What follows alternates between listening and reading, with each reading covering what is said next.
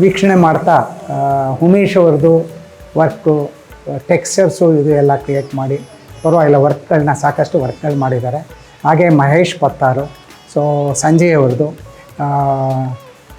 ಶ್ಯಾಮಲಾ ರಾಮಾನಂದು, ಇವು ಒಟ್ಟು 12 ಜನ ಕಲಾವಿದರದ್ದು ಪ್ರದರ್ಶನ ನಡೀತಾ ಇದೆ.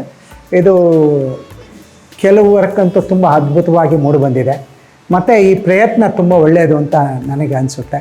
ಈ ಅಬ್ಸ್ಟ್ರಾಕ್ಟ್ ವರ್ಕ್ ಹೇಗೆ ಅಂತಂದರೆ ಅದು ಕೂಡ ನಾವು ಹೇಗೆ ರಿಯಲಿಸ್ಟಿಕ್ ವರ್ಕನ್ನು ಅಥವಾ ಸಬ್ಜೆಕ್ಟಿವ್ ಆಗಿ ವರ್ಕ್ ಮಾಡ್ತೀವೋ ಅದೇ ರೀತಿ ಇದರದ್ದು ಪ್ರೋಸೆಸ್ಸು ಸಾಕಷ್ಟು ಇದೆ.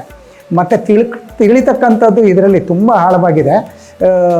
ಇದರಲ್ಲಿ ಕೆಲವರು ಇನ್ನೂ ಪ್ರೈಮರಿ ಹಂತದಲ್ಲಿದ್ದಾರೆ ಅನಿಸುತ್ತೆ, ಕೆಲವರು ಸೆಂಟ್ರು ಸ್ವಲ್ಪ ಆ ಕಡೆ ಈ ಕಡೆ ಇದ್ದಾರೆ. ಸೊ ಹಾಗೆ ಪರವಾಗಿಲ್ಲ, ಇದು ಪ್ರಯತ್ನಗಳಂತೂ ಭಾಳ ಅದ್ಭುತವಾಗಿ ಆಗಿದೆ.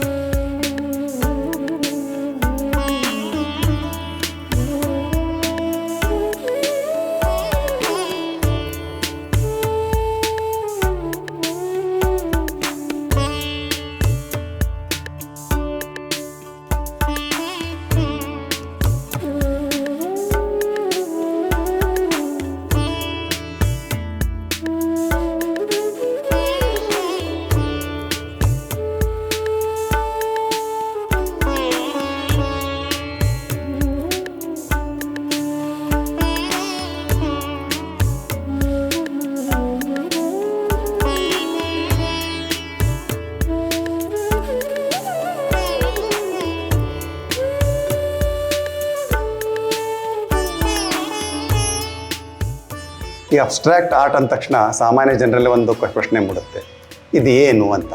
ಏನೋ ಒಂಥರ ಯಾವುದೋ ಕಲರ್ ಹಾಕಿರ್ತಾರೆ, ಕೆಲವೊಂದು ರೇಖೆಗಳನ್ನ ಎಳೆದಿರ್ತಾರೆ, ಕೆಲವೊಂದು ಶೇಪ್ಸ್ ಹಾಕಿರ್ತಾರೆ.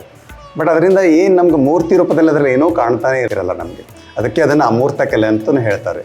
ಅದರಲ್ಲಿ ಕಾಣೋದು ನೋಡೋದಕ್ಕಿಂತ ಅದನ್ನು ನಾವು ಅನುಭವಿಸೋದು ಜಾಸ್ತಿ ಇರುತ್ತೆ. ಒಂದು ಫೀಲ್ ಅಂತೀವಿ. ಅದನ್ನು ನೋಡಿದ ತಕ್ಷಣ ಆ ಪೇಂಟಿಂಗಲ್ಲಿ ಇರೋ ಬಣ್ಣಗಳು, ಅದರಲ್ಲಿರೋ ಆಕೃತಿಗಳು, ರೇಖೆಗಳನ್ನು ನೋಡಿದ ತಕ್ಷಣ ನಮ್ಮ ಮನಸ್ಸಿನ ಮೇಲೆ ಅವೇನು ಭಾವನೆಗಳನ್ನು ಮೂಡಿಸ್ತಾವೋ ಅದೇ ಅದರ ಅರ್ಥ ಅಂತ. ಸಪೋಸ್ ಒಂದು ಗಿಡದ ಚಿತ್ರ ಇರ್ಬೋದು, ಆ ಗಿಡದ ಚಿತ್ರ ಎಲ್ಲರಿಗೂ ಒಂದೇ ಥರ ಕಾಣ್ತಾ ಇರುತ್ತೆ.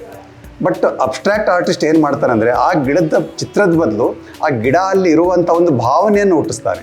ಸೊ ಅದಕ್ಕೆ ಒಂದೇ ಅರ್ಥ ಅಂತ ಯಾವತ್ತೂ ಇರಲ್ಲ. ಅಬ್ಸ್ಟ್ರಾಕ್ಟ್ಗೆ ಬೇಕಾದಷ್ಟು ಅರ್ಥಗಳು ಬರ್ತವೆ. ಆಮೇಲೆ ಬೇರೆ ಬೇರೆ ಜನ ಅದನ್ನ ಬೇರೆ ಬೇರೆ ರೀತಿಯಲ್ಲಿ ಅರ್ಥ ಮಾಡ್ಕೋತಾರೆ. ಕಲಾವಿದ ಅದನ್ನ ಮಾಡಬೇಕಾದ್ರೆ ತುಂಬ ಸ್ವಲ್ಪ ಯೋಚಿಸ್ಕೊಂಡೇ ಮಾಡಿರ್ತಾನೆ. ಅದರದ್ದು ಬಣ್ಣಗಳ ರಂಗ ಸಂಗತಿಯನ್ನು ಯಾವ ಥರ ಜೋಡಿಸ್ಬೇಕು, ಕಂಪೋಸಿಷನ್ ಅಂತಾರಲ್ಲ, ಕಂಪೋಸಿಷನ್ ಹೇಗಿರಬೇಕು, ಅದರಲ್ಲಿ ಪರ್ಸ್ಪೆಕ್ಟಿವ್ ತರಬೇಕು. ಅದರಲ್ಲಿ ಇಟ್ಕೊಂಡೊಂದ್ಸಲ ಅದು 2 ಡೈಮೆನ್ಷನಲ್ ಇರುತ್ತೆ, 3 ಡೈಮೆನ್ಷನಲ್ ಇರುತ್ತೆ, ಅಥವಾ ಎರಡೂ ಇರಲ್ಲ, ಒಂದೇ ಡೈಮೆನ್ಷನ್ ತೋರಿಸ್ತಾರೆ. ಅದು ಕಲಾವಿದರಿಗೆ ಬಿಟ್ಟಿದ್ದು. ಅದನ್ನು ಅರ್ಥ ಮಾಡ್ಕೊಳ್ಳೋದು ವ್ಯೂವರಿಗೆ ಬಿಟ್ಟಿದ್ದು. ಇದರಲ್ಲಿ ನಿಸರ್ಗದ ಮೇಲೆ ಎಷ್ಟೋ ಕಲಾಕೃತಿಗಳಿದ್ದಾವೆ. ಹಾಗೆ ಮನುಷ್ಯನ ಭಾವನೆಗಳ ಮೇಲೆ, ಮನುಷ್ಯನ ಭಾವನೆಗಳಲ್ಲಿ ಏನೇನೋ ಒಂದು ಕಾನ್ಫ್ಲಿಕ್ಟ್ಸ್ ಇರುತ್ತೆ, ಅದರ ಮೇಲೆ ಇರೋ ಪೇಂಟಿಂಗ್ಸ್ ಇದ್ದಾವೆ. ಇದೇ ಈ ಬಿಯಾಂಡ್ ರಿಯಲ್ ಅಂದರೆ ವಾಸ್ತವಿಕತೆಯ ಆಚೆ ಅಂತ. ವಾಸ್ತವಿಕತೆ ಆಚೆ ಹೋಗಿ ಅಲ್ಲಿಂದ ಮತ್ತೆ ವಾಸ್ತವಿಕತೆನೇ ಬರಬೇಕು ನಾವು, ಅದರ ಇದರ ಅರ್ಥ ಅಂತ. ನಮಸ್ಕಾರ.